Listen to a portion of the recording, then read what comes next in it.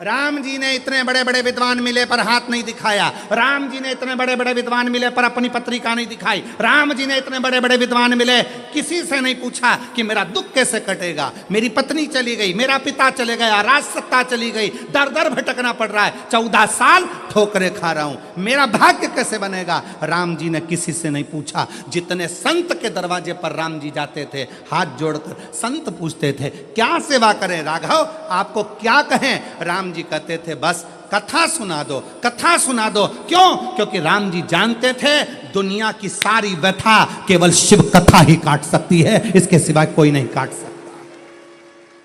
आप कथा कहो मुझे। जितने संत मिलते थे वो कथा कहते थे, कथा सुनते थे राघव, कथा श्रवण करते थे राघव, और अपने पथ पर चलते चलते पार्थिव शिवलिंग का निर्माण करते थे राघव।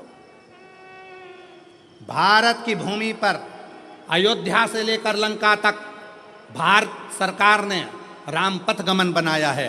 पूरे राम पथ गमन पर चलकर देखिए, जितने राम पथ गमन पर राम जी के मंदिर नहीं मिलेंगे, जितने राम पथ गमन पर हनुमान जी के मंदिर नहीं मिलेंगे, जितने राम पथ गमन पर किसी देवता के मंदिर नहीं मिलेंगे, उतने राम पथ गमन पर केवल शंकर के मंदिर हैं। क्योंकि राम जी जहाँ रुकते थे वहाँ शिव का निर्माण करते थे, राम जी जहाँ रुकते थे वहाँ शंकर का निर्माण करते थे। क्यों? क्योंकि उनको मालूम है कि व्यथा मिटाने के लिए शिव की कथा बहुत जरूरी है, और शिव की कथा अगर हमारे अंदर आ गई तो व्यथा मिट जाएगी। और वही आज कथा कर रही है। आज शिव महापुराण की कथा क्या कर रही है? ये लाखों की भीड़, पंडालों में जगह नहीं है। आज कम से कम 11 लाख के ऊपर लोग होंगे, 11 से 12 लाख के ऊपर इस शाहदा की भूमि पर भक्त होंगे। पंडालों में जगह नहीं, गाड़ियों पर चढ़े हुए हैं, कहीं कहीं चढ़े हुए हैं, जगह कहीं नहीं पूरे पंडाल के अंदर। और इतनी भीड़ आज क्यों बैठी है?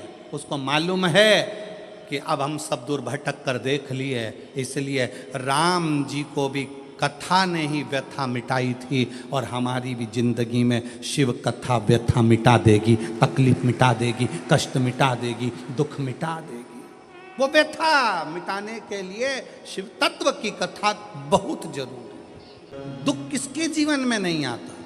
अच्छी दुकान चलते चलते बंद हो जाती है, फैक्ट्री चलते बंद हो जाती है, व्यापार चलते बंद हो जाता है, परिवार टूटने की कतार पर आ जाता है, भाई भाई का द्रोही हो जाता है, परिवार नाते रिश्ते कुटुंब कबीले सब बुरे होते चले जाते हैं। जब दुख आता है सब साथ छोड़ जाते हैं। उस दुख में ये विचार मत करना कि मुझे सुसाइड करना है, मरना है, या ये करना है या वो करना है। नहीं, दुख का सामना करना। सामना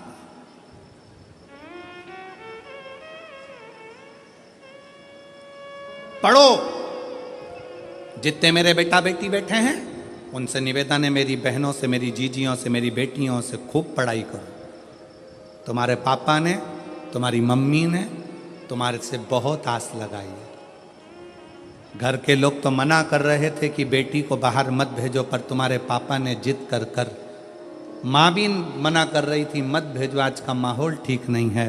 पर एक बाप का बेटी पर भरोसा कितना होता है कि अपनी बेटी को बाहर गांव पढ़ने के लिए भेज देता है। अपने बाप के, अपने पिता के, अपने पापा के भरोसे को टूटने मत देना मेरी बेटी।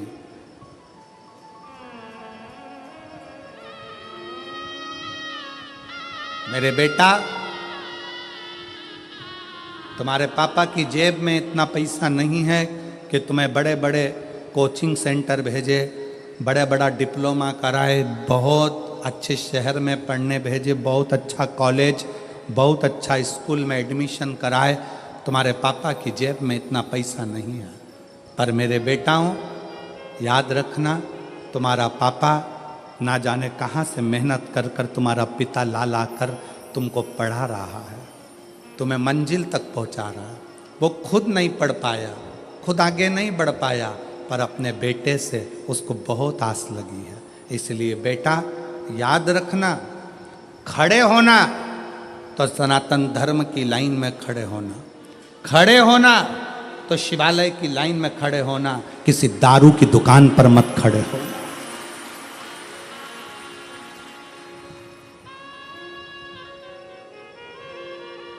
जब नवयुवक बेटा बेटी किसी दारू की दुकान पर खड़े दिखते हैं लाइन लगाकर, उनको देखकर दिल दुखता है कि पापा ने कितना पैसा खर्च कर कर पुणे पढ़ने के लिए भेजा है, बाहर गांव विद्याध्ययन के लिए भेजा है।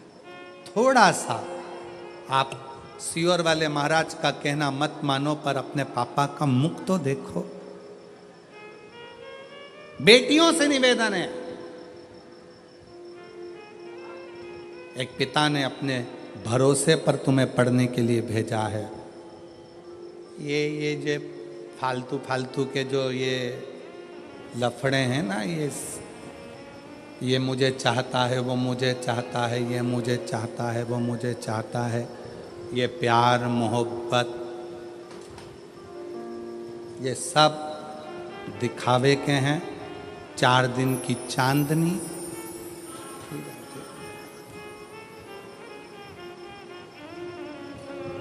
जो कहता है मैं तुझे रानी बना कर रखूंगा, घर लाते से ही नौकरानी बना देता है। इसलिए सावधान, सावधान, सावधान। अपने पिता के अरमानों को टूटने मत दो। किसी आड़े तेड़े नत्थु खेरे की ओर तुम्हारी दृष्टि ना जाए। अपने अरमानों को, अपने पिता के अरमानों को ध्यान रखो। गलत सोच जा रहा है, गलत दृष्टि जा रही है, गलत जगह अपना मन जा रहा है, तो देसी गाय का घृत थोड़ा सा हाथ में लगाकर, भले 1 चम्मच ना हो, 1 कटोरी ना हो, आधी चम्मच भी ना हो तो 2, आधी चम्मच ना हो तो 2 बूंद, 2 बूंद ना हो तो 1। जैसे संत कहते हैं ना, 24 घंटा भजन करो, 24 घंटा नहीं कर पाओ तो 12 घंटा करो, 12 घंटा भजन नहीं कर सकते तो 6 घंटा करो, 6 घंटा भजन नहीं कर सकते तो 3 घंटा करो, 3 घंटा भजन नहीं कर सकते तो 1.5 घंटा करो, 1.5 घंटा नहीं कर सकते तो 1 घंटा, 1 घंटा भगवान को याद नहीं कर सकते तो आधा घंटा करो, आधा घंटा भगवान का भजन नहीं कर सकते तो 15 मिनट, 15 मिनट नहीं कर सकते तो 5 मिनट, 5 मिनट नहीं कर सकते तो 2 मिनट, 2 मिनट भगवान का भजन नहीं कर सकते तो 1 मिनट, और 1 मिनट भी भजन नहीं कर सकते